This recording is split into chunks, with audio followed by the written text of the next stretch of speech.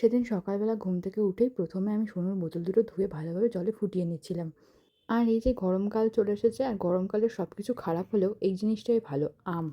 আর সোনু ঘুম থেকে ওঠার আগেই ওর খাবার ডালটা বসিয়ে দিয়েছিলাম আর বাবার জন্য ভেজেছিলাম পরোটা। তারপর হঠাৎ করে ঘরে ঢুকে দেখি এই ম্যাডাম উঠে নিজেই একা একা খেলা করছেন। আর আমি হঠাৎ করে ডাকাতে পুরো চমকে গেছে। দুদিন ধরে পরপর আমাদের বাড়িতে পাউরুটি আনা হয়েছে, ভুলবশত যদিও।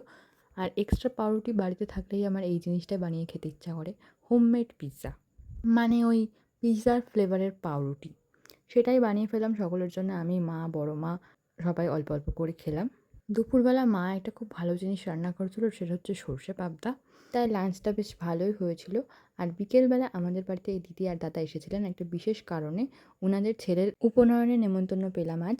তারপর গেছিলাম দিদির বাড়িতে, আর দিদির বাড়িতে এই দুটো এক জায়গায় হলেই সেই জায়গাটা তাণ্ডব শুরু হয়ে যায়। এদিক যায় তো ও ওদিক যায়। আর দিদির বাড়ি যাওয়ার কারণ হচ্ছে দিদির আর দাদা ভাইয়ের আজকে অ্যানিভার্সারি ছিল।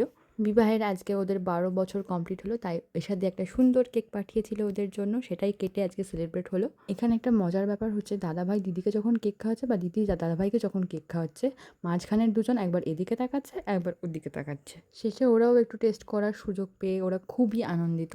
তারপর দাদাভাই এনেছিল আমাদের সকলের জন্য চাউমিন। সেটা খেয়েই আজকে আমাদের সন্ধ্যাটা খুব ভালোভাবেই কাটলো। তো ওরা এভাবেই ভালোবেসে বছরের পর বছর পার করে যা, আর আমরা এরকম ট্রিট যেন পেতেই থাকি। তো এভাবেই কাটলো আজকে আমাদের দিনটা। তোমাদের সাথে দেখা হবে আবার অন্য কোনো ভিডিওতে। টাটা।